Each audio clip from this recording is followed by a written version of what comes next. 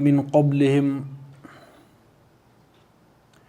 كانوا أشد منهم قوة وأصاروا الأرض وعمروها أكثر مما عمروها وجاءتهم رسلهم بالبينات فما كان الله ليظلمهم ولكن كانوا أنفسهم يظلمون ثم كان عاقبة الذين أساءوا السوء أن كذبوا بآيات الله وكانوا بها يستهزئون صدق اللہ العظیم۔ ترجمہ آیت نمبر 9 تا 10۔ آیت نمبر 10 پر ایک رکوع مکمل ہوتا ہے سورہ روم کا۔ اور کیا یہ لوگ کبھی زمین میں چلے پھرے نہیں ہیں کہ انہیں ان لوگوں کا انجام نظر آتا جو ان سے پہلے گزر چکے ہیں؟ وہ ان سے زیادہ طاقت رکھتے تھے، انہوں نے زمین کو خوب ادھیڑا تھا اور اسے اتنا آباد کیا تھا جتنا انہوں نے نہیں کیا ہے۔ ان کے پاس ان کے رسول روشن نشانیاں لے کر آئے، پھر اللہ ان پر ظلم کرنے والا نہ تھا مگر وہ خود ہی اپنے اوپر ظلم کر رہے تھے۔ آخرکار جن لوگوں نے برائیاں کی تھیں ان کا انجام بہت برا ہوا، اس لیے کہ انہوں نے اللہ کی آیات کو جھٹلایا تھا اور وہ ان کا مذاق اڑاتے تھے۔ صدق اللہ العظیم۔ قرآن میں شد و مد کے ساتھ اور ہر صفحے پر یوں سمجھ لیجئے، ہر صفحے پر آخرت کا تصور ہے، تصور آخرت۔ اسلام ہمارے عقائد کے 3 پلر ہیں، توحید، رسالت اور آخرت۔ تو آخرت ہی اصل زندگی ہے، اس زندگی میں کامیاب ہونے کے لیے ہم توحید کو مانتے ہیں، ہم رسالت کو مانتے ہیں۔ تو بنیادی پلر جو ہے یا بنیادی جو فلسفہ ہے وہ آخرت کا ہے۔ اور آخرت ایک اندیکھی دنیا ہے، انویزیبل ورلڈ ہے۔ ایک تو ویزیبل ورلڈ ہے، یہ مٹیریل ورلڈ، یہ کائنات، یہ دنیا۔ ایک وہ دنیا ہے جس کو ہم دیکھ نہیں سکتے، لیکن یہ کائنات، انسانوں کی تاریخ اور انسان کا اپنا وجود، یہ 3 چیزیں بنیاد بنائی گئی ہیں تاکہ ہم اس اندیکھی دنیا پر ایمان لے آئیں اور ایمان لا کر ہم ان اصولوں پر اپنے انفرادی اجتماعی نظام کو چلائیں۔ تو یہ وہ معیار ہے اور یہ وہ اصول ہیں، وہ ہدایت ہے جس پر ہم چلیں تاکہ ہمیں اصل زندگی آخرت کی ہمیں نصیب ہو جائے۔ یہ ہے قرآن کا لب لباب، اس لیے ہم انبیاء کو مانتے ہیں۔ تو یہ 3 چیزیں گواہی دیتی ہیں کس چیز کی؟ وہ اس آخرت کی، اس توحید کی اور رسالت کی۔ وہ 3 چیزیں کون سی ہیں؟ کائنات مادی دنیا ہے، کائنات پوری، انسان کا اپنا وجود ہے، اور تاریخ کا تجربہ ہے یا تاریخ کا تجزیہ ہے۔ یہ 3 چیزیں شہادت دیتی ہیں کس چیز کی؟ اس آخرت کی جو اندیکھی ہے اس وقت۔ ایمان بالغیب، اور ہمارا کمال ہی ہے کسی انسان کے ذہین ہونے کا، یا کسی انسان کا جتنا کہ بلند سوچتا ہے وہ، کہ وہ یہ اس دنیا کو دیکھتا ہے جو فی الحال ابھی اس مادی دنیا میں ہمیں دکھائی نہیں دیتی، لیکن کمال ہی یہ ہے کہ ہم غیب پر ایمان لائیں۔ اس کی بنیاد پر 3 چیزیں ہیں، وہ ہے مادی کائنات، انسان کا وجود اور تاریخ، قوموں کی تاریخ، اور اس پر انبیاء کا اتنا بڑا تسلسل ہے۔ جس نبوت کا اتمام ہوتا ہے رسول اللہ صلی اللہ علیہ وسلم پر، اور وہ جو پروگرام چلا ہے حضرت آدم سے لے کر، اور اس کا اختتام ہوتا ہے رسول اللہ صلی اللہ علیہ وسلم پر، اور دنیا کے خاتمے سے پہلے وہی نظام، جو نظام اللہ نے دے کر تمام انبیاء کو بھیجا، جس کی تکمیل ہوئی رسول اللہ صلی اللہ علیہ وسلم پر، وہ نظام بالفعل قیامت سے پہلے پوری دنیا پر وہی نظام قائم ہو کر رہے گا، جس کو قائم کریں گے امام مہدی اور حضرت عیسیٰ کے ہاتھوں بالآخر، جو قائم ہو کر رہے گا۔ اللہ کی تقدیر ہے، اللہ کا پروگرام ہے، اسی کے مکلف ہم بھی ہیں جو گیپ پڑے رسول اللہ صلی اللہ علیہ وسلم سے لے کر حضرت عیسیٰ اور امام مہدی کے نزول کے وقت تک جو گیپ پڑا ہے، بس ہماری آزمائش ہے کہ ہم اس عمارت میں اپنی محنت سے کوئی اینٹ لگائیں یا نہیں لگاتے۔ بہرحال عمارت تو تکمیل ہو کر رہنی ہے، یہ تقدیر ہے اور اٹل ہے۔ اللہ نے کہہ دیا، رسول اللہ صلی اللہ علیہ وسلم نے اس پر پریکٹیکلی ایک تعمیر بنا دی۔ اب وہی تعمیر، وہ جو عمارت ہے جو رسول اللہ صلی اللہ علیہ وسلم نے اجتماعی جدوجہد کے نتیجے میں قائم کر کے دی، اب وہی کام ہم نے بھی کرنا ہے، وہی آزمائش ہے، اور یونیورسل ہوگا، تب تک قیامت نہیں آنی۔ اور یہ احادیث سے، قرآن سے، رسول اللہ صلی اللہ علیہ وسلم ختم نبوت سے بالکل 2-4 کی طرح واضح ہے، ٹھیک ہے نا؟ تو قرآن میں بھی شد و مد کے ساتھ 3 چیزیں ہم نے کل بھی پڑھی تھی، آفاق کی نشانی، انفس کی نشانی، یعنی تاریخ، یہ کائنات، مادی کائنات، مٹیریل ورلڈ، اور انسانی وجود انفس جس کو ہم کہتے ہیں، اور انسانی تاریخ کا تجزیہ یا انسانی تاریخ، اور اس کے ساتھ انبیاء، اور سمجھائی کیا چیز ہے؟ وہ آخرت۔ اور اکثر قرآن ہم نے کل بھی پڑھا اس آیت میں کہ انسان اکثر و بیشتر دیکھی جانے والی چیزوں پر ہی اکتفا کرتے ہیں اور غافل ہو جاتے ہیں اس آخرت سے جو اصل ہے، ٹھیک ہے نا؟ تو آج ہم نے پڑھنی ہے آیت نمبر 9 ہم پڑھ رہے ہیں، اس کا آدھا حصہ ہم نے کل پڑھا تھا، ہم ترجمہ پھر سے پڑھتے ہیں۔ اور کیا یہ لوگ کبھی زمین میں چلے پھرے نہیں ہیں؟ یہ انسانوں کی تاریخ کی طرف متوجہ کیا گیا ہے کہ انہیں ان لوگوں کا انجام نظر آتا جو ان سے پہلے گزر چکے ہیں، وہ ان سے زیادہ طاقت رکھتے تھے، انہوں نے زمین کو خوب ادھیڑا تھا اور اسے اتنا آباد کیا تھا جتنا انہوں نے نہیں کیا ہے۔ یعنی جو ٹیکنالوجی کا دھماکہ ہے وہ ہم سے زیادہ آج کے مقابلے میں ان قوموں نے بہت زیادہ کیا تھا، اتنی بڑی ٹیکنالوجی بھی نہیں تھی، لیکن جو بھی چیزیں تھیں بہرحال وہ ظاہر سی بات ہے، اگر میرے پاس کوئی مشین ہے یا کوئی آلہ ہے اور میں کوئی کام کروں تو وہ اتنا بڑا نہیں مانا جائے گا جو کہ مشین کے علاوہ یا یہ جو ٹیکنالوجی ہے اس کے عدم موجودگی میں اگر کوئی انسان کارنامہ انجام دیتا وہ بڑا مانا جاتا ہے۔ ان کے پاس ان کے رسول روشن نشانیاں لے کر آئے۔ اب یہ آیت یہاں پر ختم ہوتی ہے، 3 چیزیں ہم نے پڑھی۔ سب سے بڑا کلائمیکس اس یونیورس کا وہ کیا ہے؟ کائنات کا وہ انسان ہے، نہ تو زمین کے لیے نہ آسماں کے لیے، جہاں ہے تیرے لیے تو نہیں ہے جہاں کے لیے۔ انسان کلائمیکس ہے، شاہکار ہے اس کا، کائنات کا، ٹھیک ہے نا؟ اس لیے مسخر ہے آدم کی بناوٹ یا آدم کی تخلیق کے وقت آدم کے لیے پوری کائنات کو مسخر کیا۔ تمام مادی جو کائنات ہے، ہم علم حاصل کرتے ہیں ناموں کے ساتھ، علم حاصل کرتے تو نام ہی دیتے ہیں نا، آدم کو وہ دے دیا، اسی کا وہ اثر ہے یا پوٹینشیلی بالفعل بالقوہ، یہ یوں سمجھ لیجئے کہ وہ میراث ہے آدم کی، جو کہ اس وقت ٹیکنالوجی کا دھماکہ ہو رہا ہے ابھی، یا جو بھی چیزیں نئی چیزیں آ رہی ہیں بہرحال اس کائنات کو ہی کھول رہے ہیں نا کہ بھائی کائنات میں ہی چیزیں ہیں، آسمانی دنیا ہے، زمینی دنیا ہے، تو وہ ہے آدم سے۔ اور آدم علیہ السلام کو مادی دنیا کا علم بھی دیا گیا پلس مسخر بھی کیا گیا، اور تکوینی امور پر، تکوینی احکامات پر، جو تکوین کی دنیا ہے اس پر جو معمور فرشتے ہیں وہ بھی مسخر، جو سجدہ کیا گیا کہ آدم کو سجدہ کرو، کیا مطلب ہے کہ آدم ایک مقصد کے لیے دنیا میں بھیجا جا رہا ہے، اس مقصد کی تکمیل کے لیے تم نے بھی ممد کا کام دینا ہے، یعنی معاونت کرنی ہے، سپورٹ کرنی ہے، مسخر ہے۔ اور مادی کائنات بھی مسخر ہے۔ چھوٹی سی مثال ہے، جو ہاتھی ہے، یہ جو اونٹ ہے، مسخر ہے کہ نہیں ہے؟ یہ کس نے وہ اپلیکیشن رکھی ہے کہ انسان اس پر سواری کرتا ہے؟ انسان جو ہے بہت کمزور ہے، لیکن پوری دنیا اس کے سامنے مسخر ہے، لیکن اس کے پیچھے وہ مقصد ہے، وہ کیا ہے؟ لیا جائے گا تجھ سے کام دنیا کی امامت کا، وہ جو دنیا کی امامت کرنی اس کے لیے چیزیں ہیں سپورٹ میں، ٹھیک ہے نا؟ تو دونوں چیزیں مسخر کی گئی ہیں۔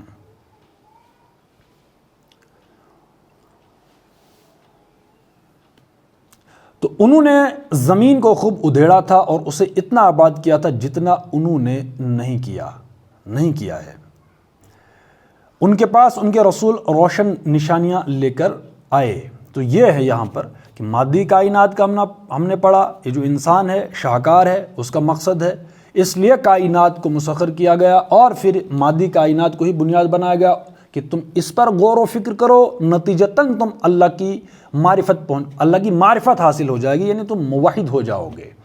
جیسے ابراہیم علیہ السلام نے غور و فکر کیا مادی کائنات پر، لیکن بالآخر وہ پکار اٹھے کہ نہیں، ان تمام چیزوں کا خالق کوئی ہے، آج خود یہ خالق نہیں ہے بلکہ ان کا تخلیق کار، ان کو پیدا کرنے والا کوئی ہے، یہ از خود رب نہیں ہے، یہ تو چیزیں ہیں، یہ تو انسان کی مدد کے لیے ہیں، انسان کی ضرورتیں ہیں، یہ انسان کے خادم ہیں۔ انسان نہ تو زمین کے لیے نہ آسماں کے لیے، جہاں ہے تیرے لیے۔ ابراہیم علیہ السلام نے وہ جو فطرت سلیمہ ہے اس کی بنیاد پر پکار اٹھے کہ نہیں، خالق، ان کا خالق کوئی اور ہے، وہ اصل میں رب ہے۔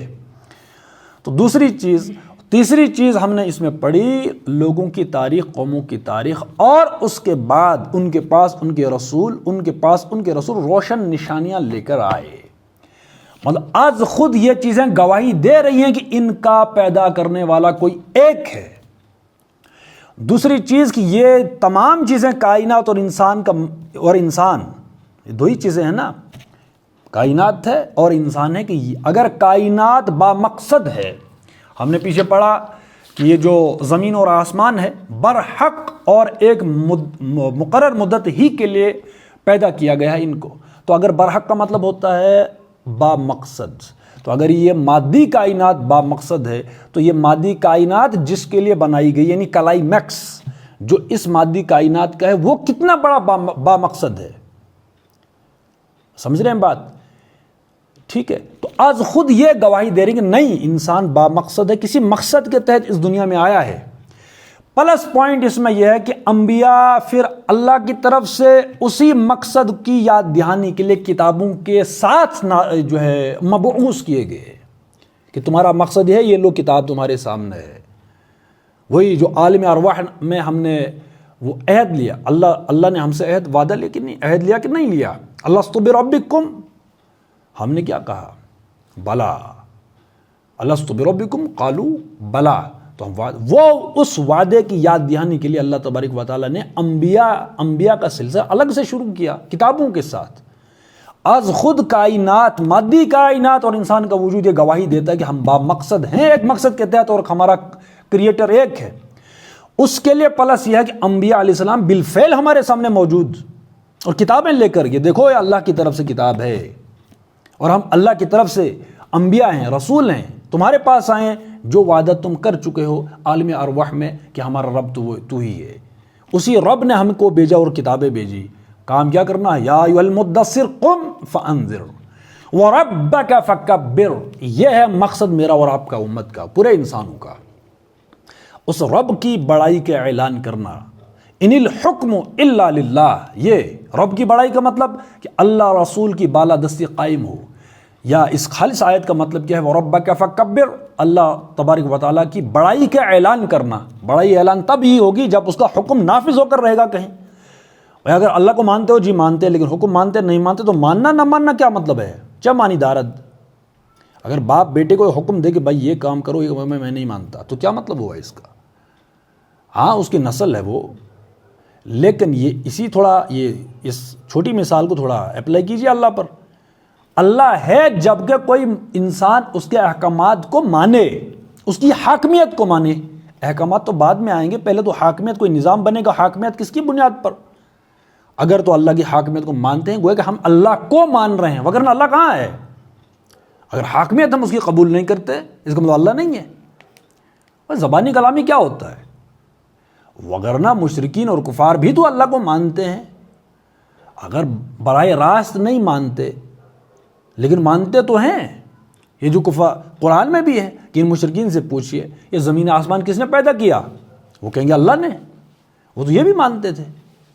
سمجھ رہے ہیں بات؟ کسی نے آج تک یہ نہیں کیا کہ یہ جو ہم نے پیدا کیا۔ یہ جب کہ ابراہیم علیہ السلام نے نمرود کے ساتھ مکالمہ ہوا تھا، تو نمرود لے دے کے تشریعی احکامات کی مثالیں دیتا تھا کہ میں حاکم ہوں۔ اس نے یہ نہیں کہا کہ تکوینی امور پر، یہ جو تکوینی امور ہیں، یہ جو معاملات ہیں، ان کا حاکم میں ہوں یا ان کا رب میں ہوں، ان کا خالق میں، اس نے یہ نہیں کہا۔ اس نے یہ دلیل دی، ایک انسان کو مارا، ایک انسان کو جیتا چھوڑ دیا، بولے یہ تو مارنا جو ہے، کسی کو جلانا، زندہ رکھنا، یہ تو میں بھی کرتا ہوں۔ ابراہیم علیہ السلام نے بڑی مثال دی تھی کہ دیکھو یہ جو زمین آسمان ہے، یہ انسان کو پیدا کرنا اور انسان کو مارنا، یہ اللہ کے اختیار میں ہے۔ یہ بڑی بات تھی۔ اس نے کہا یہ کام میں بھی کرتا ہوں۔ اس نے جو ہے 2 انسانوں کو میں سے ایک کو مارا ہے، تو یہ انسانوں کو مارنا، جیل میں سے کسی کو نکالنا ہے، جیل میں کسی کو بند کرنا، تو گویا قانون کے اس زمرے میں آتا کہ نہیں آتا؟ یہ اختیار ہے انسان کا۔ ابراہیم علیہ السلام نے بڑی بات کی تھی کہ اللہ تبارک و تعالی ہمیں پیدا کرتا ہے اور مارتا ہے، وہی اس لائق ہے کہ ہم اس کی بندگی کریں۔ بندگی مطلب انفرادی بندگی، عبادت بھی اسی کی کریں، اور جو دنیا میں ہم جو جن اصولوں پر زندگی گزاریں، وہ اصول بھی اسی سے لیں۔ جب وہ ڈھٹائی پر آ گیا کہ بھائی یہ تو کام میں بھی کرتا ہوں، پھر سے ابراہیم علیہ السلام نے تشریعی احکامات کی مثال نہیں دی کہ یہ دیکھو کانسٹیٹیوشن یہ ہے، میرے پاس بھی کانسٹیٹیوشن ہے یا قانون ہے۔ اس نے کہا پھر دیکھو بڑی بات ہے کہ اللہ تبارک و تعالیٰ سورج کو مشرق سے نکالتا ہے، تم ذرا اس کو مغرب سے نکال کر دکھا دو۔ فَبُہِتَ الَّذِي كَفَرَ، تو وہ کافر مبہوت ہو کر رہا، کوئی جواب نہ پڑا. اس کے بعد جو ہے وہ آگ میں ڈالو کہ اقبال کے نفس سے ہے لالے کی آگ تیز، ایسے غزل سرا کو چمن سے نکال دو. تو پھر اقبال وہ ابراہیم علیہ السلام کو آگ میں وہ پھینکا گیا.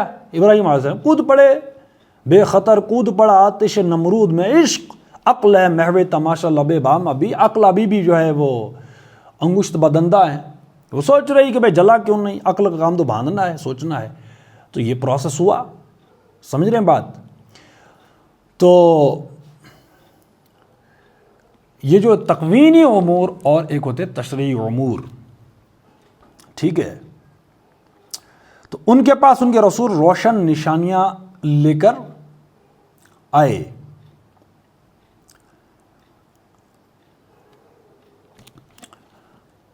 پھر اللہ ان پر ظلم کرنے والا نہ تھا مگر وہ خود ہی اپنے اوپر ظلم کر رہے تھے. حاشیہ نمبر 12. یعنی ایسی نشانیں لے کر آئے جو ان کے نبی صادق ہونے کا یقین دلانے کے لیے کافی تھیں. اس سیاق و سباق میں انبیاء علیہ السلام کی آمد کے ذکر کا مطلب یہ ہے کہ ایک طرف انسان کے اپنے وجود میں اور اس سے باہر ساری کائنات کے نظام میں اور انسانی تاریخ کے مسلسل تجربے میں آخرت کی شہادتیں موجود تھیں، اور دوسری طرف پے در پے ایسے انبیاء بھی آئے جن کے ساتھ ان کی نبوت کے برحق ہونے کی کھلی کھلی علامتیں پائی جاتی تھیں، اور انہوں نے انسانوں کو خبردار کیا کہ فی الواقع آخرت آنے والی ہے. ٹھیک ہے، یہ تینوں چیزیں جو ہے وہ شہادت دیتی ہیں، اور انبیاء علیہ السلام وہ یاد دہانی کراتے ہیں بالفعل. ٹھیک ہے، تو یہ ہے وہ ہمارا جو مقصد ہے وہ آخرت کے لیے. وہی سورہ مدثر کی میں نے جو دلیل پیش کی، یا ایھا المدثر قم فانذر، کس سے؟ آخرت، کہ وہاں اصل دنیا یا تو جنت ہے یا تو جہنم ہے. بشیرا و نذیرا، اور رسول اللہ صلی اللہ علیہ وسلم کا جو تعارف کرا کہ بشیر ہیں، بشارت دینے والے، ڈرانے والے. کس سے؟ اس جہنم کے عذاب سے، آخرت آنے والے محاسبہ، حساب دینا پڑے کہ بتاؤ تم نے اللہ کو حاکم مانا تھا یا انسان کو حاکم مانا تھا. لیکن سورہ مدثر ابتدائی نازل شدہ صورتوں میں سے ہے. وہ جو آیتیں اس کی ابتدائی چند 7، یا ایھا المدثر قم فانذر، ان کو ڈرائیے، خبردار کیجیے. یعنی بنیادی جو ہمارا الٹیمیٹ جو مقصد تقدیر ہے، یعنی وہ ہے آخرت. دنیا کچھ نہیں ہے، چند سالہ کی زندگی. اصل کیا ہے دنیا؟ وہ ہے آخرت کی. لیکن اس آخرت میں جس کا ہم یہاں پر ابھی بار بار پڑھ رہے ہیں کہ آخرت آنے والی ہے فی الواقع، اس کی دلیلیں دے رہی ہیں انسانی تاریخ، انسان کا وجود اور کائنات. انبیاء علیہ السلام نے اسی چیز کا اعادہ کیا کہ نہیں کیا؟ اس میں کامیاب ہونے کے لیے اللہ نے کہا وَرَبَّكَ فَكَبِّرْ، اب دنیا میں تم نے رب کی بڑائی کا اعلان کرنا ہے. رب کی بڑائی کا اعلان کیا مطلب؟ کہ اجتماعی انفرادی جو نظام بنے گا دنیا میں، رسول اللہ صلی اللہ علیہ وسلم پر جو اتمام ہوا اسلام کا، اس میں اس قرآن میں ایک شعبہ ہے قانون کا بھی، شریعت جس کو ہم کہتے ہیں. ایک نظام بنتا ہے، اس پر اصول دے گئے ہیں. تو کیا کرنا ہے؟ جب بھی ہم جمع ہوں، اجتماعی نظام کی بات ہو، تو وہاں اللہ رسول کی بالادستی قائم کرنا تمہارا کام ہے، فرض ہے. وَرَبَّكَ فَكَبِّرْ، یہ ہوتا ہے حاکمیت. ہم حاکم اللہ کو مانے، اس نظام کی بنیاد پر اللہ کی حاکمیت موجود ہو. وَرَبَّكَ فَكَبِّرْ کا مطلب یہ ہے، یہ ہم کریں گے تو آخرت میں ہم کامیاب ہونے کی امید ہے. بس اتنا سا کام ہے، بالکل کلیئر ہے. ہمارا بنیادی مقصد ہے آخرت میں کامیاب ہونا. قم فانذر، یعنی یہ دنیا کچھ نہیں ہے. جیسے کہ دوسری مثال ہے وہ آخرت کی، وہ کیا ہے؟ حضور صلی اللہ علیہ وسلم جب مبعوث ہوئے، رسول اللہ صلی اللہ علیہ وسلم جب رسول اللہ صلی اللہ علیہ وسلم پہلے سے رسول تھے، لیکن ایک خاص وقت پر اظہار ہوا اس کا. ایسا نہیں کہ پہلے نہیں تھے اس کے بعد جو اچانک بن گئے، ایسا نہیں تھا. رسول ہوتا ہے، پہلے سے اظہار ہوتا ہے کسی خاص موقع پر. تو جب حضور صلی اللہ علیہ وسلم وہ جو ہے پہاڑی پر کوئی صفا، جب لوگوں سے کہا کہ لوگوں بتائیے کہ اگر میں آپ سے کہوں کہ پہاڑی کے پیچھے سے، یعنی حضور صلی اللہ علیہ وسلم اوپر اونچائی پر تھے، لوگ نیچے تھے، کہ اگر میں کہوں کہ لشکر آنے والا ہے یقین کرو گے؟ انہوں نے کہا بالکل، آپ تو صادق ہیں، امین ہیں. اب دیکھو اس چیز کے لیے ایک تو انسان کی پرسنالٹی بالکل جو ہے ہر طرف سے پاک ہونی چاہیے، باعتبار۔ اعتبار بڑی چیز ہوتی ہے، کسی پر اعتبار کرنا کہ نہیں یہ ہر لحاظ سے سچا ہے، ہر لحاظ سے۔ ایک تو یہ چیز تھی۔ دوسرا اس میں یہ تھا کہ رسول اللہ صلی اللہ علیہ وسلم اونچائی پر تھے اس پہاڑی کے۔ رسول اللہ صلی اللہ علیہ وسلم فرمایا کہ دیکھو میں تمہیں بھی دیکھ رہا ہوں اور اس پہاڑی کے جو پیچھے ہے اس کو بھی دیکھ رہا، تم نہیں دیکھنا، تم نہیں دیکھ رہے، تم صرف اس دنیا کو دیکھ رہے ہو، مطلب ابھی جو ہیں، مطلب پہاڑی کے اس طرف جہاں تم ہو اس کو دیکھ، لیکن میں دونوں جگہوں کو دیکھ رہا ہوں، تم کو بھی اور جو پوشیدہ ہے تم سے، یعنی پہاڑی کے پیچھے سے اس کو بھی۔ اس لیے میں کہہ رہا ہوں کہ یہاں اگر لشکر آ رہا ہے تم یقین کرو گے، یقین ہے۔ اب رسول اللہ صلی اللہ علیہ وسلم فرمایا کہ وہی دیکھو پہاڑی کے، اب یہ استعارہ بھی اس کو سمجھ لیجئے کہ رسول اللہ صلی اللہ علیہ وسلم اس کا یہ دوسرا مطلب کیا ہے، یہ جو مثال کے ذریعے سے سمجھایا گیا، یعنی رسول اللہ صلی اللہ علیہ وسلم اونچائی پر ہیں، یعنی مطلب عام انسانوں سے اوپر ہیں، کیا ہیں، اور رسول ہیں، اللہ کی طرف سے ہیں رسول، تو گویا عام انسانوں سے اونچے ہیں، پہاڑی پر ہیں۔ اب رسول کا کام کیا ہے؟ اللہ نے رسول اللہ صلی اللہ علیہ وسلم کو دونوں دنیاؤں کو دکھا دیا۔ ایک تو یہ سبھی دنیا کو، یہ جو دنیا ہے سبھی دیکھ رہے ہیں، لیکن وہ جو دنیا ہے جس چیز کی خبر دینے کے لیے رسول اللہ صلی اللہ علیہ وسلم آئے کہ اصل دنیا وہ ہے، میں اس کو دیکھ رہا ہوں، اللہ نے مجھے دکھا دیا، دیکھو ایک مثال کے ذریعے سے، دیکھو پہاڑی کے پیچھے تم دیکھ رہے ہو، نہیں دیکھ رہے، یہی آخرت ہے۔ آخرت کو میں دیکھ رہا ہوں، تم نہیں دیکھ سکتے، میں اس لیے دیکھ رہا ہوں کہ میں اللہ کا رسول ہوں، اس لیے یقین کرو کہ اس دنیا کے بعد ایک اصل دنیا ہے جس کو تم نہیں دیکھتے، میں دیکھ رہا ہوں، لیکن میں کہہ رہا ہوں کہ اصل دنیا وہی، اس پر ایمان لاؤ اور آخرت کا یقین کرو۔ اس کے لیے تیاری کیا ہے؟ کلمہ پڑھ دو، اللہ کو ایک مانو، مجھے رسول مانو، اور آخرت پر ایمان لاؤ کہ اصل دنیا وہ ہے، اور اس اصل دنیا جو تمہاری آنکھوں سے پوشیدہ ہے اس میں کامیاب ہونے کے لیے ہے۔ وَرَبَّكَ فَكَبِّرْ، اللہ کی بڑا، یعنی اللہ کے احکامات کے مطابق تم نے، یعنی اس وقت جو حضور صلی اللہ علیہ وسلم فرمایا، یا ہم نے اپنے انفرادی اجتماعی نظام کو قائم کرنا ہے آفاقی سطح پر، جو جہاں بھی رہ رہا ہو۔ رسول صلی اللہ علیہ وسلم رسولیں اونچائی پر ہیں، پہاڑ کے پیچھے کیا دیکھ رہے ہیں؟ وہ آخرت ہے، حضور صلی اللہ علیہ وسلم دیکھ رہے ہیں، ہم نہیں دیکھ سکتے، ہمیں یقین ہے کہ اللہ کے رسول ہیں، اور اس لیے کہ با اعتبار ہیں، انہوں نے خود شہادت دیا آپ رسول ہیں، امین ہیں، صادق ہیں، ہر اعتبار سے آپ قابل اعتبار شخصیت ہیں، انہوں نے قبول کیا۔ تو ایک سچا، کیا ایسا اتفاق ہو سکتا ہے کہ کوئی بندہ جو ہے پوری عمر بھر کوئی جھوٹ نہ بولے؟ ایسا اتفاق نہیں ہو سکتا، لیکن رسول اللہ صلی اللہ علیہ وسلم رسول ہیں، نبوت اور رسالت کی تکمیل ہونی تھی رسول اللہ صلی اللہ علیہ وسلم، ہو گئی، اور اس لیے رسول پہلے سے رسول ہیں، اللہ تبارک و تعالیٰ ان کی خاص حفاظت کرتے ہیں۔ اور وہی جو آیت کیا ہے کہ وہ جو آیت ہے کہ ہم اس قرآن کی حفاظت کا ذمہ، قرآن کی حفاظت کا ذمہ کس نے لے رکھا ہے؟ اللہ نے۔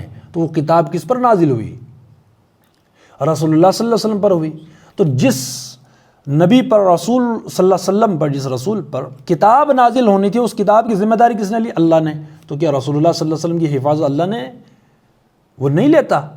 اس کا مطلب کہ قرآن وہ اتر رہا ہے رسول اللہ صلی اللہ علیہ وسلم، تو دونوں کی حفاظت ہے نا۔ اسی لیے تو وہ، اگر تو رسول اللہ صلی اللہ علیہ وسلم پہلے سے رسول نہ ہوتے تو پھر تو کچھ احتمال تو ہوتا نا کہ ہو نہ ہو یہ حفاظت، ایک انسان کی حفاظت اللہ نے نہیں لی پہلے سے، اور پہلے کی زندگی کچھ تھی، اب کی کچھ ہے، کہ اچانک کسی کو نبی بنا دینا، تو پہلے کی لائف تو کچھ اور تو ہوگی نا۔ لیکن ایسا نہیں ہے، جو رسول ہوتے ہیں وہ پہلے سے رسول ہوتے ہیں، ٹھیک ہے۔ تو حفاظت کی ذمہ داری، اس لیے ان کی جو پرسنالٹی ہوتی ہے کسی بھی نبی کی، ہم آنکھ بند کر کے ان پر اعتماد کرتے ہیں کہ یہ جو فرما رہے ہیں یہی سچ ہے، سمجھ رہے ہیں بات؟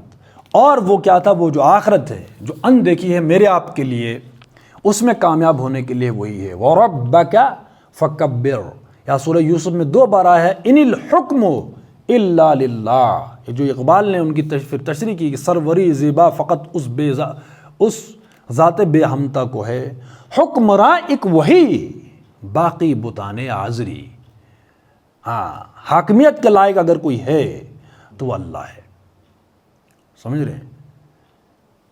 میری زندگی کا مقصد تیرے دین کی سرفرازی، میں اسی لیے مسلمان، اسی لیے نمازی، ٹھیک ہے نا؟ تو یہ چیزیں ہیں، تو 3 چیزیں یاد رکھیے۔ کائنات از خود ہمیں شہادت دیتی ہے کہ حق ایک ہے، اس کے بعد انسان کا وجود یہ شہادت دیتا ہے کہ اللہ ایک ہے، اور ہم با مقصد اگر کائنات ہیں تو ہم اس سے بڑھ کر کہیں با مقصد ہیں، اور وہ مقصد کیا ہے؟ لیا جائے گا تجھ سے کام دنیا کی امامت کا۔ اور تیسری چیز ہے انسانوں کی تاریخ جو گزر گئے، ان تین چیزوں کے ہوتے ہوئے اللہ نے انبیاء کا سلسلہ بھی جاری فرمایا، اور جس کی تکمیل ہوئی رسول اللہ صلی اللہ علیہ وسلم پر کتابیں بھیجی، ہمیں بتایا تم نے جو عہد کیا تھا اللہ کے ساتھ، قالوا بلا الست بربکم، کہ تو ہی ہمارا رب ہے، اب میں یاد دہانی کے لیے آیا ہوں۔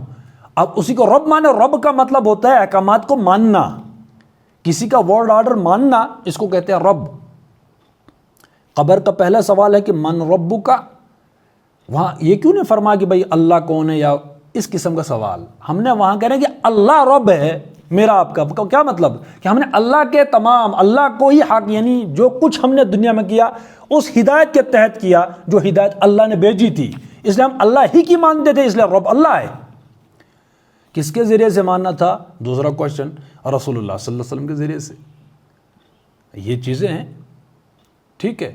تو یہ تین چیزیں ہیں رسول اللہ صلی اللہ علیہ وسلم آخر پر، کہ وہ انہوں نے وہ یاد دہانی دلائی ہمیں کس چیز کی، کہ آپ کی یہ جو زندگی وہ ٹیسٹ کی، اب جو کچھ میں نے کیا وہی تم نے کرنا ہے، اور وہ یونیورسل ہو امام مہدی اور عیسیٰ پر وہی نظام، اس کے لیے اجتماعی جد و جہد ہے، اور اجتماعیت میں رہنا فرض ہے، قرآن و سنت سے، سیرت سے فرض ہے، نماز فرض ہے قرآن سے، جماعت کا بنانا بھی فرض ہے، قرآن میں جو کچھ بھی ہے وہ فرض ہے۔ آپ سمجھ رہے ہیں بات؟ یا ایھا الذین آمنوا اتقوا، یا ایھا الذین آمنوا اتقوا اللہ حق تقاتہ ولا تموتن الا وانتم مسلمون واعتصموا بحبل اللہ جمیعا ولا تفرقوا۔ تو جماعت فرض ہو گئی نا، قرآن کی بنیاد، قرآن کو مل جل کر، اللہ کی رسی یعنی قرآن، مل جل کر اس کو تھامو اور متفرق نہ رہو، مطلب قرآن کی بنیادوں پر جمع ہو، جماعت کی شکل ہی تو ہے۔ اور وہ جماعت کیا کام کرے گی؟ یدعون الی الخیر ویأمرون بالمعروف وینہون عن المنکر، قرآن کی طرف لوگوں کو بلائے گی، اصل تمہارے پاس کتاب یہ، اس کی طرف آؤ، اس کی بنیاد پر نظام بنے گا، اور نیکی کا حکم دیں گے، برائی سے روکو۔ جب وہ نظام بنے گا، جب صاحب جو امر ہوتے ہیں، مطلب وہ پوزیشن تو ہونی چاہیے نا، اس اسٹیٹس کہ ہم جو ہے کسی کو حکم دے سکیں یہ برائی ہے یا اچھائی ہے، یہ کرو یا نہ کرو، یہ تو حکم کے درجے میں امر ہے، تو اس کے نتیجے میں بنے گا وہ جو اجتماعی جد و جہد کریں گے۔ تو واضح طور پر ہے کہ ہم نے کرنا کیا ہے، یا جزیات کی بحث ہے، جزیات کی بحث نہیں، آج ہمیں اپنا سر تلاش کرنا ہے کہ اس جسم پر جو سر ہے موزوں سیوٹیبل، وہ کون سا؟ انسان ہی کا سر ہے، سر ہمارا انسان کا ہے، یہ دھڑ جسم، اور ہمارا سر جو ہے وہ کسی اور کا لگا رکھا ہے، تو کائے کا یہ جو ہے وہ گروتھ کرے گا، ہماری جو باڈی ہے گروتھ نہیں کرے گی۔ حوض میں کوئی اور کچھ اور ڈال دو تو ہر گھر میں وہی پہنچے گا، صاف پانی ڈالو گے، ڈالیے اس میں تو ہر گھر میں صاف پانی آئے گا۔ تو وہ احکامات کس شعبے کو کیسے چلانا ہے، حوض کے اندر وہ پوری مجموعی کل کتاب ہونی چاہیے موجود، وغیرہ اس کا ایک حصہ وہاں، ایک حصہ وہاں، ایک حصہ وہاں، تو الٹا جو ہے ہم مبید ہوتے ہیں اس دوسرے نظام کے جس کو طاغوت کہتے ہیں۔ کچھ چیزیں لو اس اسلام کے اس پوری اس مشین سے، اور فٹ ہم ہوتے چلے جائیں کسی طاغوتی مشین کے، نہ خدا ہی ملا نہ وصال صنم، تو نہ ہم ادھر کے رہتے نہ ادھر کے رہتے۔ وہی ہے، ہو اگر قوت فرعون کی در پردہ مرید، قوم کے حق میں ہے لعنت وہ کلیم اللہ، الٹا جو ہے ہم وہ جو ہے وہ قوت فرعون کے مؤید بن جاتے ہیں، وہ تو لعنت ہے۔ پھر اللہ ان پر ظلم کرنے والا نہ تھا مگر وہ خود ہی اپنے اوپر ظلم کر رہے تھے۔ جب اللہ کی طرف سے اتنا پروگرام ہے، انسان، کائنات، قوموں کی تاریخ، انبیاء کا سلسلہ، رسالت کا سلسلہ اور کتابیں، اتمام رسالت کا تکمیل بھی ہوئی، بالفعل قائم بھی کر دیا، تب بھی ہم نے اس ہدایت کو، اس شریعت کو اپنے اجتماعی معاملات میں نافذ کرنے کی جد و جہد تک نہ کی، تو یہ جہنم جب کسی کو ملے گی تو یہ اللہ کی طرف سے ظلم تھا یا ہم نے از خود ظلم جو ہے اون کیا ہے اپنے اوپر، ہم نے خود ظلم ڈھایا نا۔ بھائی اللہ کی طرف سے کوئی ہدایت نہ ہوتی، ہم گمراہ ہوتے، اللہ کو کہہ دیتے اللہ میں، ہمارے سامنے تو کوئی شہرہ تھی ہی نہیں، ہمیں کیا معلوم کدھر جانا تھا۔ لیکن اتنی بڑی دلیلیں ہیں کہ بھائی اللہ کو حاکم مانو، اس کے بعد بھی ہم نے اس کو حاکم نہ مانا، نہ کوئی جد و جہد کی، تو کوئی اور ہمارے لیے راستہ نہیں بنتا یا جواز نہیں بنتا کہ اللہ ہمیں تو معلوم نہیں تھا کہ تو چاہتا کیا تھا. کوئی جواز بنتا ہے؟ تو گویا ظلم ہم پر ظلم ہوا، ہم نے خود اپنے اوپر ظلم کیا، خود کیا نا. بھائی ایک بندہ کہتا ہے کہ بھائی اس راستے نہ جاؤ، وہاں کوئی خطرہ ہے، بتانے کے باوجود بندہ وہاں جاتا ہے، تو ظلم کس نے کیا؟ جب اس پر ظلم کیا جائے گا، اس راستے پر کوئی مصیبت تھی، تکلیف جب پہنچے گی، تکلیف گویا کہ اس نے از خود قبول کر لی کہ نہ مجھے یہی تکلیف چاہیے. اللہ کسی پر ظلم نہیں کرتا. اللہ نے تو انسان کو ظلم سے بچانے کے لیے اتنا بڑا سلسلہ اور یہ تمام دلیلیں جو ہے وہ ہمارے سامنے کھول کر رکھ دیں. سمجھ رہے ہیں بات؟ تو انسان پھر اللہ ان پر ظلم کرنے والا نہ تھا، مگر وہ خود ہی اپنے اوپر ظلم کر رہے تھے. ہم نے کوئی سبق حاصل نہیں کی اس کائنات سے، منکشف انکشاف کر دیا، اس کو کھنگال لیا، ادھیڑ کر رکھ دیا اس کو، لیکن ہم اس سراغ تک نہ پہنچے یا اس سبق تک نہ پہنچے جو سبق انبیاء نے دیا، رسولوں نے دیا. ہم کسی پروفیسر کو یا کسی فلاسفر کی فلاسفی کو تو بہت قبول کر لیتے ہیں، نبی کو فلاسفر ہم نہیں مانتے، اس میں کوئی ڈیپتھ نہیں ہے، کوئی فلاسفی نہیں ہے. حالانکہ تمام فلاسفر جو فیل ہو جاتے ہیں، جن مسائل کو وہ سلجھانا چاہتے تھے، پوری عمر بھر عمریں کھپا دی انہوں نے، اور رسول کوئی بھی وقت کا رسول یا آخر نبی صلی اللہ علیہ وسلم ایک حدیث کا ٹکڑا ان تمام مسائل کو سلجھا دیتے ہیں. ایک آیت کا ٹکڑا، وہی عصائے موسیٰ بغل میں ہے، ہم سانپوں کو دیکھ کر ڈر رہے ہیں. بھائی عصائے موسیٰ تو ہمارے پاس ہے، سب سے بڑا معجزہ قرآن، لیکن ہم نے کبھی اس اینگل سے اس کو پڑھا ہی نہیں. سے میں بھی کوئی فلاسفی حکمت ہے، ہم کوئی کوٹ کرتے ہیں قرآن و سنت کو. ہاں ویسٹرن فلاسفر جو ہوں گے یا کوئی شاعر ہوگا، وہ ہوگا فلاں ہوگا فلاں، ان کو کوٹ کرتے ہیں، لیکن قرآن، اور ظاہر سی بات ہے جو پڑھا ہی نہیں، اور پڑھا بھی ویسے تو سرسری پڑھا. اس کی ڈیپتھ کیا ہے، اس کی عجائبات کیا ہے، اس کی حکمتیں کیا ہیں، اس پر جو ہم نے کبھی توجہ ہی نہیں کی. تو چل رہی نہیں ہے، ٹرینڈ میں ہے ہی نہیں، ٹرینڈنگ میں تو کچھ اور چیزیں ہیں. اچانک پھر مسجد سے اعلان ہوتا ہے فلاں بندے کا جنازہ ہے، تب جا کر ہوش آؤ بھائی یہ تو اچھا وہ پروجیکٹ ادھورا رہ گیا. تو پروجیکٹ پھر ادھورا ہی رہتا ہے. کیوں؟ جب ہم نے زندگی اصل مقصد کو نہیں سمجھا کہ ضرورت کیا ہے، مقصد کیا ہے. مقصد کو ہم نے فوکس دینا تھا، مقصد پر اس کو فوقیت دینی تھی. ضرورت تو ضرورت ہے، ضرورت تو ہو ہی جاتی ہے بھائی. اگر کوئی بندہ کامیاب ہے، جو بہت بڑا جو کچھ بھی اس کا، جو بھی جس کے لیے بھی اس نے جو ہے پوری عمر لگا دی، وہ بھی مل گیا، آخر کر کیا ہوگا اس کے لیے؟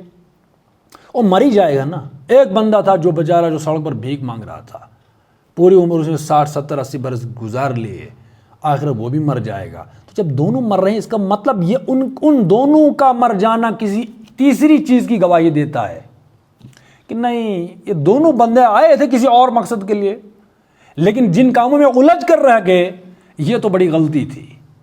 یہ شہادت دیتا ہے نا یہ جو انسان مر رہا ہے. وگرنہ اس وقت جو باغ ڈور جن لوگوں کے ہاتھوں میں ہے، کیا یہ شایان شان ہے اگر آخرت نہ ہوتی وہ مرتے؟ جن لوگوں کے اشاروں پر اس وقت دنیا ناچ رہی ہے، ان کے لیے سیوٹیبل تھا یا موزوں تھا یا اس قد کے برابر تھا؟ یہ تو یوں سمجھ لیجیے ذلت تھی موت ان کے لیے. اس کا مطلب نہیں ان پر موت آنا کسی اور چیز کی گواہی دیتا کہ نہیں، انسان کا مقصد تو یہ نہیں تھا. بہرحال جیسے کہ ان قوموں نے دنیا کو ادھیڑا، یا جس طریقے سے دنیا کو انہوں نے آباد کیا، ہم سے زیادہ، آج کل کے انسانوں سے زیادہ، یا ٹیکنالوجی میں جن نے کام کیا، اس کا مطلب یہ مقصد نہیں تھا. یہ تو یوں سمجھ لیجیے کہ انسان ہاتھ پاؤں مارتا ہے، کچھ تجربات مشاہدے آتے ہیں، کچھ کام کرو، زمین کو جو ہے ادھیڑو، کچھ چیزیں نکل آتی ہیں. لیکن اصل مقصد ان چیزوں کو جو ہم نے ڈسکور کر کے سامنے رکھ دی، کوئی تھیوری سامنے پیش کی، گویا کہ ان چیزوں کی مدد سے ہم نے کچھ اور کرنا تھا جو ہو نہ پایا. اصل خسارہ ہوا ہے. گویا کہ اس کائنات کو ہم نے حسین بنانا تھا، لیکن کس لیے؟ وہی ان الحکم الا للہ، ان الحکم الا للہ، اللہ کی حاکمیت کو قائم کرنے کے لیے ان چیزوں کو ہم نے استعمال کرنا تھا. سمجھ رہے ہیں؟ کافر کی یہ پہچان کہ آفاق میں گم ہے، مومن کی یہ پہچان کہ گم اس میں ہے آفاق. مومن بھی آفاق کو کھنگالے گا. قرآن تو بار بار کہتا افلا یتدبرون القرآن، افلا ينظر الى الابل كيف خلقت والى السماء كيف رفعت والى الارض كيف سطحت. یہ تو کہتا ہے تم غور و فکر کرو اس کائنات پر، لیکن غور کس لیے کرنا ہے؟ اسی لیے سروری زیبا فقط اس ذات بے ہمتا کو ہے، حکم رائق وہی باقی بتانے حاضری. یہ بات تو سمجھانے کے لیے کہ تم نے دنیا کی امامت کرنی ہے اور امامت کے لیے تمہارے پاس اللہ کا کلام موجود ہے. یہ فلسفی سمجھانے کے لیے. سمجھ رہے ہیں بات؟ تو ٹھیک ہے نا. تو موت تو دونوں پر آنی ہے. اصل مقصد کی مقصد پر فوکس کرنا ضرورت کے لیے نہیں. جو کچھ بھی ہم کریں اس مقصد کے لیے کریں. بس اتنی سی بات یاد رکھیں.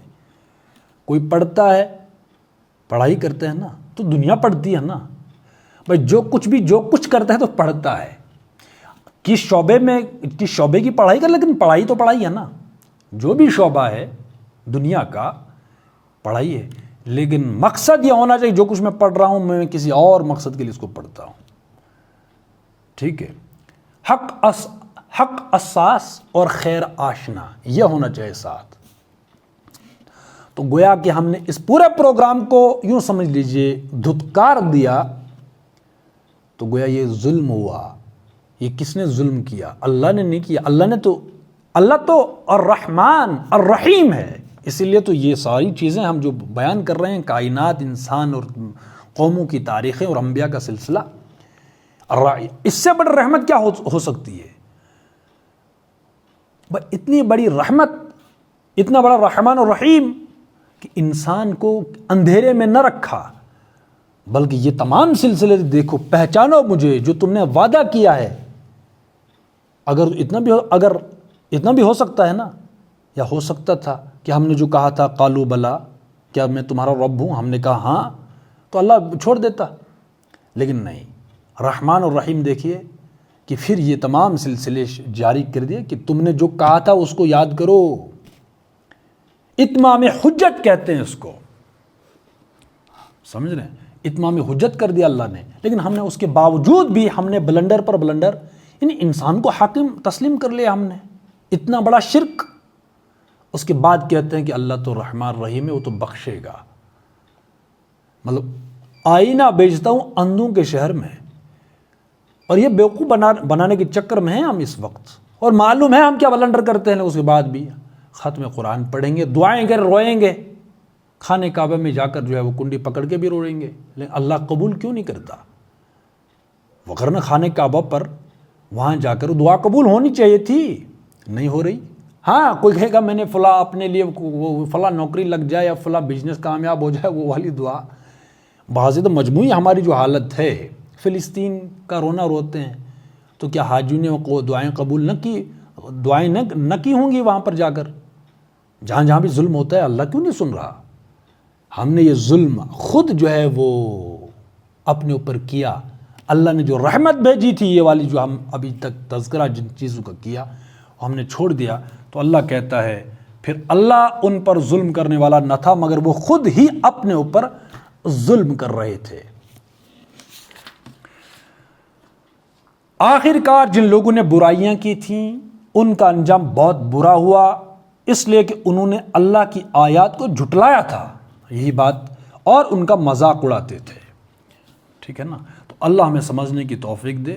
جو پروگرام ہے اللہ کا اس کو سمجھنے کی توفیق دے. ٹھیک ہے نا. کہ ہم وہ کام کریں جس کام کے لیے اللہ نے ہمیں بھیجا ہے یہاں پر اس دنیا میں. ہم اس فلسفی کو سمجھیں. ٹھیک ہے. لیکن وہ اللہ تبارک و تعالیٰ زبردستی کسی کو ہدایت پر تو نہیں لائے گا. پھر یہ تمام سلسلہ چلانے کی کیا ضرورت تھی؟ اللہ کسی کو زبردستی ہدایت، جب انسان خود ہی نہ چاہے. وَلَيْسَ لِلْإِنسَانِ إِلَّا مَا سَعَىٰ، کہ انسان کے لیے کچھ نہیں ہے سوائے اس کے جس کی وہ کوشش کرے. اختیار ہے، اما شاکرا و اما کفورا. ٹھیک ہے. تو یہ کوشش کرنی، انسان بہرحال کوشش کرے گا تو راستے کھلتے ہیں. اور اللہ کا جو کلام ہے اس میں جو کچھ چیزیں فطرت کی، بس فطرت پر ہمیں دوڑ پڑنا ہے. سمجھ آئے یا نہ آئے، کوئی چیز ہمیں سمجھ نہیں آتی ہے تو ہم عمل کریں اس یقین کے ساتھ کہ اللہ نے قرآن میں اس کا تذکرہ کیا ہے، رسول اللہ صلی اللہ علیہ وسلم نے اپنی حدیث میں پیش کیا ہے، اسلام کا حکم ہے. بس آنکھیں بند کر کے اس پر عمل کرو، انشاءاللہ اس عمل کے نتیجے میں خیر یہیں سے برآمد ہو کر رہے گا۔ بس یہ ہماری اپروچ ہونی چاہیے اس اللہ کے پروگرام پر چلنے کے لیے۔ وہ ہدایت اگر ہمیں پہلے مجھے سیٹسفائی کرو، پھر یہ کیوں ہے، پھر یہ نہیں اصل میں یہ تھا، پھر وہ تھا، پھر وہ تھا، یعنی عمل نہیں کرنا، سارا کا سارا زور ہم اس پر دیتے ہیں، فلسفی جھاڑتے ہیں اپنے آپ کو، میں مطمئن نہیں ہوں اس سے، یہ میں سیٹسفائی نہیں ہوں، یہ اس دور کے لیے تھا، نہیں اب تو جدید دور ہے وغیرہ وغیرہ۔ انشاءاللہ بزدلاں کدی نیند نہ ہوئے۔ تو بزدل بندے کا کام ہی نہیں ہے بقول علامہ رضوی کہ وہ دین کی ترجمانی کرے، دین کا نام لے، اپنی سیٹسفیکشن، یہ نہیں ہے دین اجتماعیت کا نام ہے، سوشل سسٹم کا نام ہے، باقی روحانیت تو اسلام میں ہے نہیں۔ میں تو دنیا میں کسی کو جا بیٹھ کسی غار میں اللہ کو کر یاد، جس نبوت میں نہیں قوت و شوکت کا پیام، وہ نبوت ہے مسلمان کے لیے برگ حشیش کے، بس چرچ کی پیتے رہو چرچ کے پتے اور دھت ہو جاؤ، نشے میں بیٹھو کسی غار میں اللہ اللہ کرو، یہ ہے اسلام نہیں۔ اسلام اجتماعیت کا نام ہے کہ کوئی بھی حکم ہے اسلام کا وہ اجتماعیت کے ساتھ جو ہے وہ منسلک ہے، ٹھیک ہے نا۔ انشاءاللہ اس سے آگے ہم کل پڑھیں گے، والعصر ان الانسان لفی خسر الا الذین آمنوا وعملوا الصالحات وتواصوا بالحق وتواصوا بالصبر۔